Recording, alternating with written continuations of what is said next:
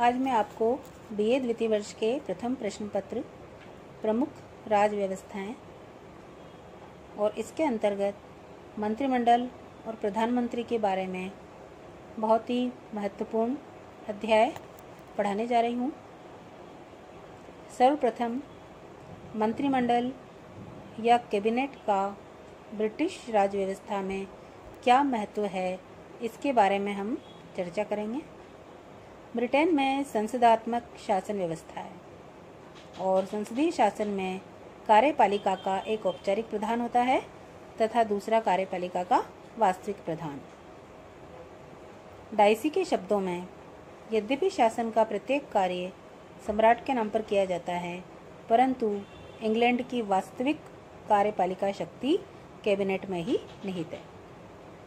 इसी प्रकार से कई अन्य विद्वानों ने भी ब्रिटिश शासन व्यवस्था में मंत्रिमंडल के महत्व को स्पष्ट करने का प्रयास किया है। रैमजे मेयर ने कहा है कि कैबिनेट राज्य के जहाज का परिचालक चक्र है। इसी प्रकार लोवेल ने इसे राजनीतिक मेहराब की आधारशिला कहा है। रैमजे मेयर जैसे कुछ व्यक्ति कैबिनेट के अधिनायकत्व या तानाशाही की बात भी करते हैं। कैबिनेट के तानाशाही होने की बात निराधार है, लेकिन इसके साथ ही यह तथ्य है कि ब्रिटिश शासन व्यवस्था में कैबिनेट सर्वाधिक शक्तिशाली इकाई है। अब हम चर्चा करते हैं कि कैबिनेट या मंत्रिमंडल से अभिप्राय क्या है।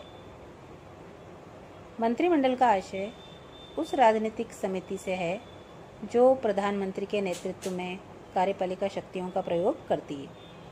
लोक सदन के बहुमत दल के नेता को सम्राट के द्वारा प्रधानमंत्री पद प्रदान किया जाता है और प्रधानमंत्री सिद्धांततः संसद सदस्यों में और व्यवहार में सामान्यतया अपने ही राजनीतिक दल के संसद सदस्यों में से अपने सहयोगियों का चुनाव करता है। मुंद्रो के शब्दों में, मंत्रिमंडल राजमुकुट के नाम पर प्रधानमंत्री द्वारा नियुक्त किए हुए राजकीय परामर्शदाताओं की समिति को कहा जा सकता है, जिन्हें लोक सदन में बहुमत का समर्थन प्राप्त हो। तो इस प्रकार से कैबिनेट या मंत्रिमंडल का अभिप्राय समझने के पश्चात अब हम आते हैं कि मंत्रिमंडलात्मक व्यवस्था की प्रमुख विशेषताएं या लक्षण क्या होते हैं। ब्रिटेन मंत्रिमंडलात्मक व्यवस्था का मातृ देश है और अन्य देशों ने इस व्यवस्था को ब्रिटेन से ही अपनाया है। अतः ब्रिटेन की मंत्रिमंडलात्मक व्यवस्था को उचित प्रकार से समझ लिया जाना चाहिए। ब्रिटेन की मंत्रिमंडलीय प्रणाली की निम्नलिखित विशेषताएं बताई जा सकती हैं, जिसमें पहला है सम्राट की वास्तविक कार्यपालिका से पृथकता। दूसरा है व्यवस्थापिका और कार्यपालिका यानी संसद और मंत्रिमंडल में घनिष्ठ संबंध। तीसरी विशेषता है इसकी मंत्रिमंडल का सामूहिक उत्तरदायित्व। चौथी विशेषता है गोपनीयता, मंत्रिमंडल की कार्यवाही के संबंध में गोपनीयता का सिद्धांत। पांचवी विशेषता है मंत्रिमंडल की राजनीतिक सजातीयता और छठी विशेषता है मंत्रिमंडल पर प्रधानमंत्री का नेतृत्व। तो इस प्रकार से मंत्रिमंडलात्मक व्यवस्था की विशेषताएं समझने के पश्चात अब हम इस महत्वपूर्ण प्रश्न पर आते हैं कि मंत्रिमंडल का गठन किस प्रकार से किया जाता है। ब्रिटिश शासन व्यवस्था में मंत्रिमंडल के गठन की प्रक्रिया प्रधानमंत्री की नियुक्ति से प्रारंभ होती है। औपचारिक रूप से प्रधानमंत्री का चुनाव सम्राट के द्वारा किया जाता है, लेकिन सामान्यतया ब्रिटेन की द्विदलीय पद्धति के अंतर्गत प्रधानमंत्री का चुनाव महानिर्वाचन में जनता द्वारा किया जाता है। सुस्थापित परंपरा के अनुसार सम्राट लोक सदन के बहुमत के नेता को प्रधानमंत्री पद ग्रहण करने के लिए आमंत्रित करता है। अतः सामान्यतया इस संबंध में सम्राट की व्यक्तिगत इच्छा या विवेक का कोई महत्व नहीं है। लेकिन विशेष परिस्थितियों में, जबकि एक प्रधानमंत्री अकस्मात त्यागपत्र दे दे या उसकी मृत्यु हो जाए या उसका कोई निश्चित उत्तराधिकारी नहीं हो, तो सम्राट प्रधानमंत्री के चुनाव में अपने विवेक का प्रयोग कर सकता है।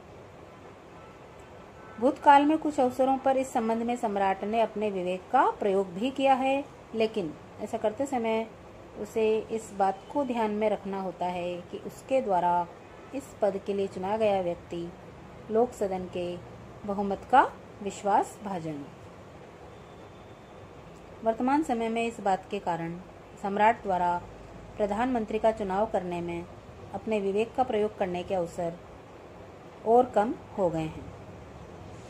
अब ग्रेट ब्रिटेन के दोनों ही प्रमुख दलों, मजदूर दल और अनुदार दल, ने इस चलन को अपना लिया है कि महानिर्वाचन के बाद और इसके बाद जब कभी प्रधानमंत्री का पद रिक्त हो, लोक सदन का बहुमत स्वयं अपने नेता का चुनाव करेगा।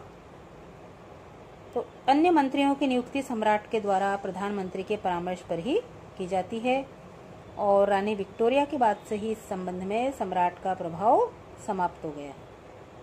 नवीन सरकार के निर्माण का नियंत्रण प्राप्त होने के बाद प्रधानमंत्री अपने सहयोगियों की सूची सम्राट को देता है और सम्राट के द्वारा उसके नामों की घोषणा की जाती है। परंपरा के अनुसार मंत्रिमंडल के सदस्यों के लिए संसद का सदस्य होना अनिवार्य है।